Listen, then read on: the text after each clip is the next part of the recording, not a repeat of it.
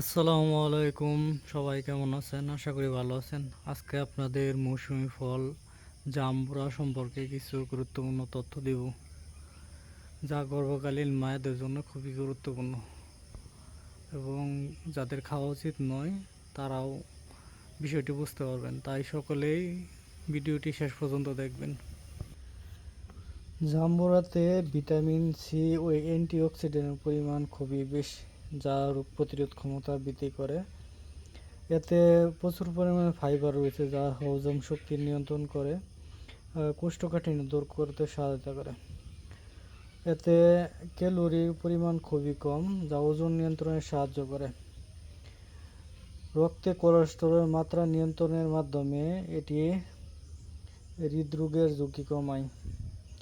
এতে থাকা vitamin C ত্বকের উজ্জ্বলতা বাড়ায়।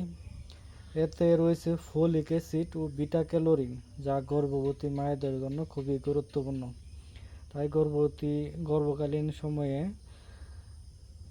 নির্দিষ্ট পরিমাণে সকলের জাম্বুরা খাওয়া উচিত। এর অপকারিতা কিছু দিকগুলো তুলে ধরব। যাদের জাম্বুরা খাওয়ার ক্ষেত্রে নিয়ম মাফিক চলা উচিত।